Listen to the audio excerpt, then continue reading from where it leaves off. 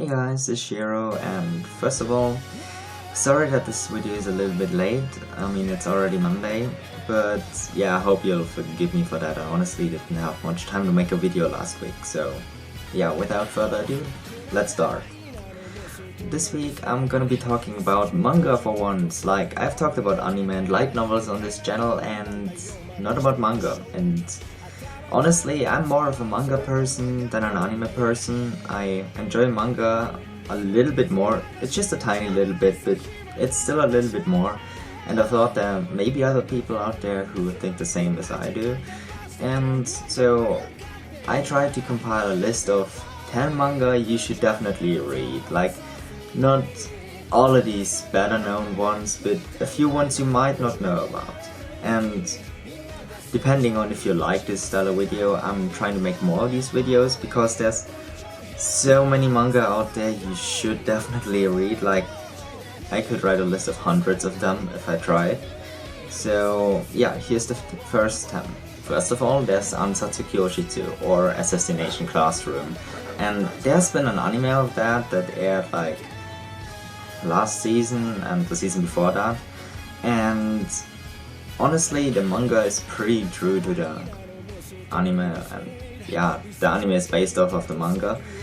It's really hilarious at some points, and there's a lot of action in there, and you honestly have to love Nagisa even more than you do in the anime, because he's just a badass.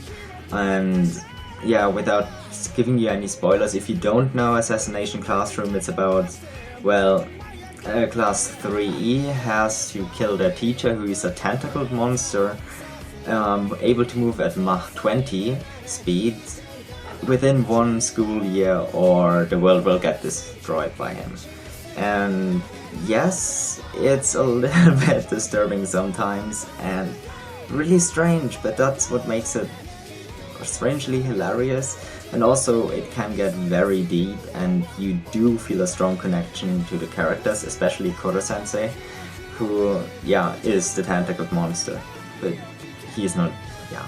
Just read it for yourselves, it's amazing, and if you enjoyed the anime, please continue to read the manga, because it's just amazing, and it's getting even better every single week. Number 2 on this list is Servant.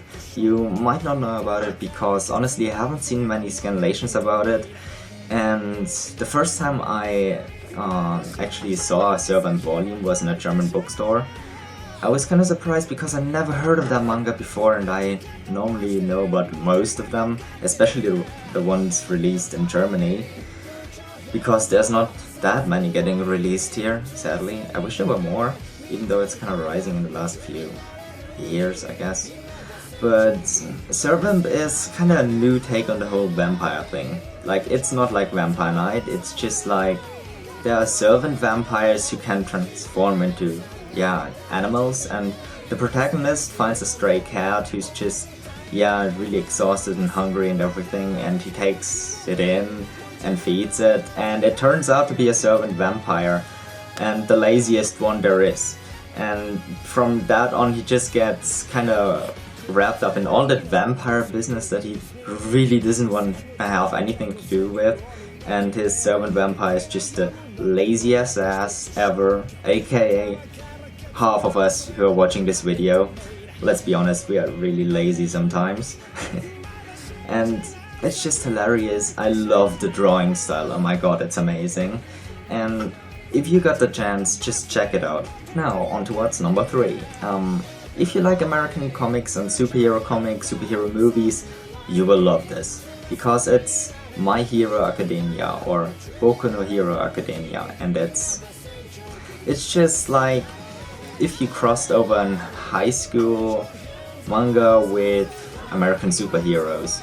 Everyone in the world kinda has this quirk or ability that they develop at birth, and a protagonist doesn't. He doesn't have any ability. It's called being more, yeah, evolved than the other people out there, but it's kinda bad because he's the only one who has nothing. And he always gets bullied because of that, and one day he gets the chance to get a power, and he has the goal to be the best hero out there is. And in the beginning it's kinda cliche, and yeah, in the beginning I didn't like it that much. But as it went on and on, I really grew to love him. I mean, it's amazing. You love the main character even, and that's not something I can say for most manga, because in most manga they're just annoying. But in this one, he kinda... yeah, I can sympathize with him on a strange base, but yeah, just check it out. If you're into anything including powers or X-Men, if you're into that, just check it out. And if you love a character who starts out weak but gets stronger and stronger, and you wanna actually see some training, just check it out. It's amazing. Number 4 on this list is pretty short compared to all the other ones on this list, because it only got 3 volumes, so you can read it in between other titles. But the drawing style is awesome and the story is awesome. It's called Crimson 5, and it's about 5 thugs who get like, yeah, power suits in some way, or just power clothing that makes them stronger and able to fight against stuff from outer space.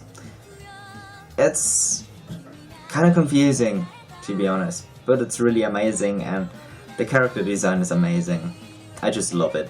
Just check it out if you get the chance. It's not a long read, and it definitely makes you smile. Okay, number 5 is a little bit darker than all the others. It's called Remonster, and yeah, it's about a guy who gets killed and reincarnated as the weakest race in RPGs there is, a goblin.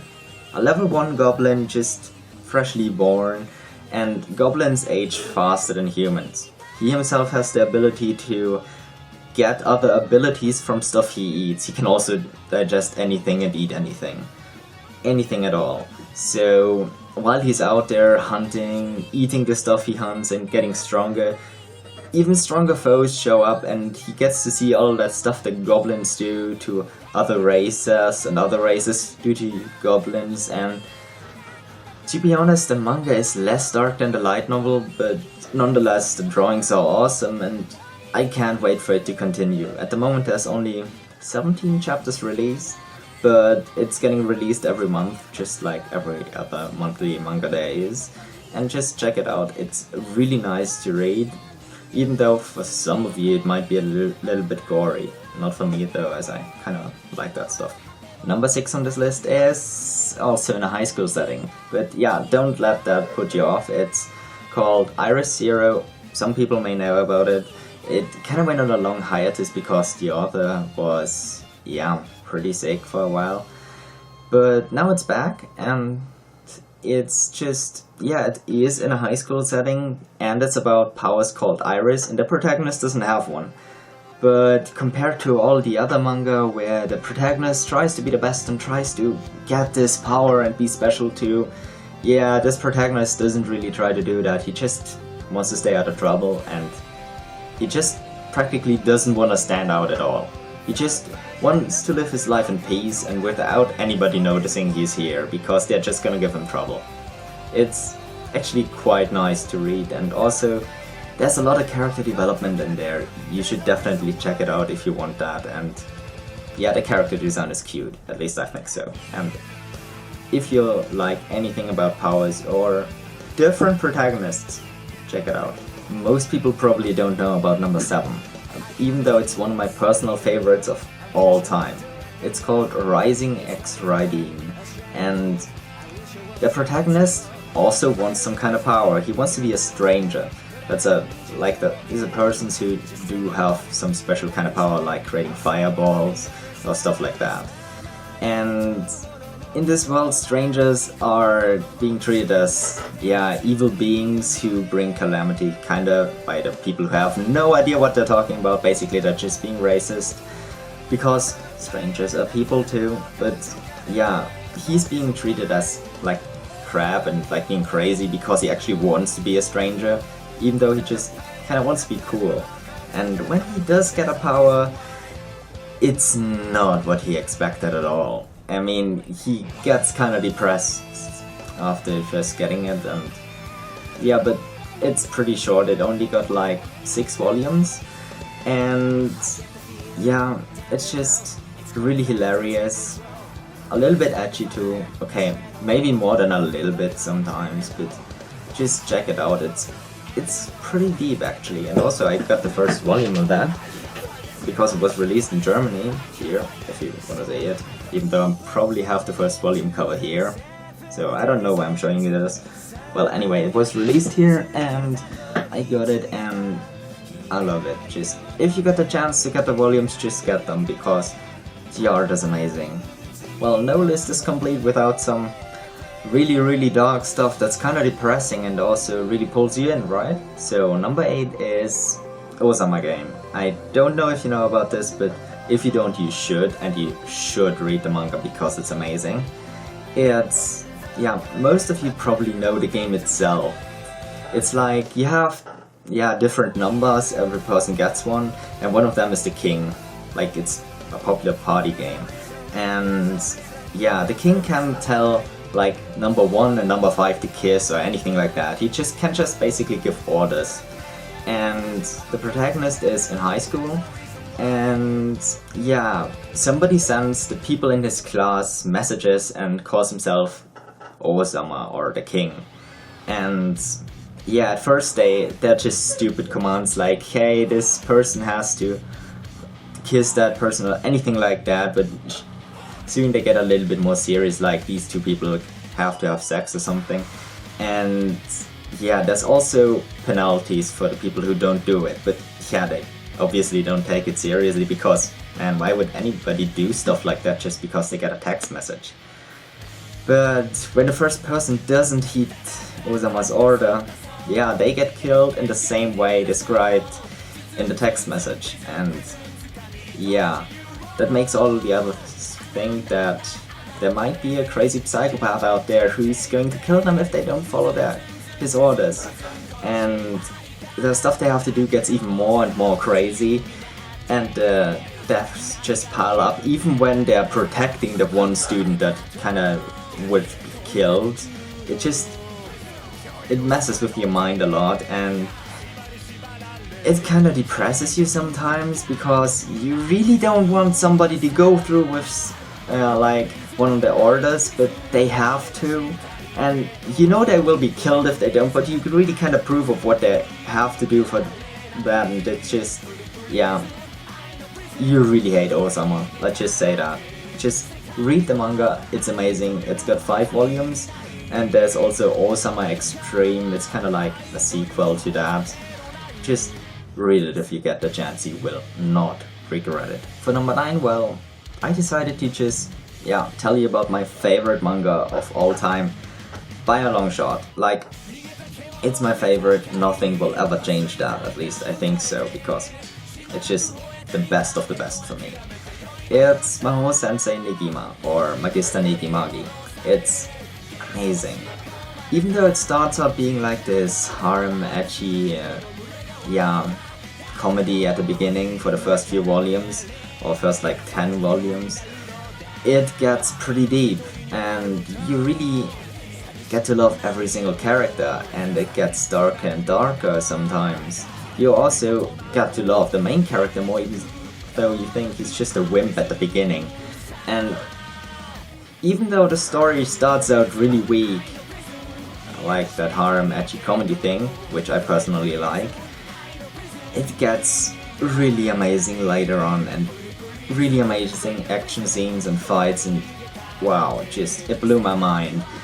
I'm sad it had to end early, but wow, it's amazing. It's got over 300 chapters if I remember correctly, and really don't let the beginning throw you off if you're not into that. Just read it, you will not regret it. At least I didn't. I really loved it more than any other manga out there, and I've read so many hundreds of manga that, well, I can just say I like it the most. If you like it or not, it's just still up to you, but it's my opinion, and just check it out, it's amazing. And for number 10, I'm gonna continue with Magister Negimagi. Well, with UQ Holder, which is kinda a sequel to it. Even though it's set like a lot of years later than that. It's about Negi's grandson, and it's... yeah, it doesn't start out that much as a edgy harem comedy thing. It still does have some edgy scenes in it, some stuff that could be considered harem, but it's also got a lot more action and some more gore in it. Like a lot more death and a lot more interesting fights. And yeah, overall it kinda does follow the theme of Magister Negimagi, but it's a little bit different. It just gives off a different vibe when you read it. Even though it reminds you of all the other characters you got to love through Magister Negimagi, just... you really gotta read it to understand it, and you really gotta read Magister Negimagi before that. But I just hope the series does not end quickly, because I honestly can't expect for it to go on forever because I love it that much. Just give it a shot if you read Magister Negimagi. You will get a lot of feels, and you will definitely get to like it about as much as Magister Negimagi. So that's the first time. What do you think about them? Do you think any of them are shit? Do you love them? Just tell me what you think in the comments down below. And if you want me to make another one of these, or just talk about some manga that you personally like, just leave me a comment and I'll try to get to it in the next video about my mangas that I like. And if you like this video, leave a thumbs up. If you didn't like it, just leave me a comment and I'll try to make it better in my next video.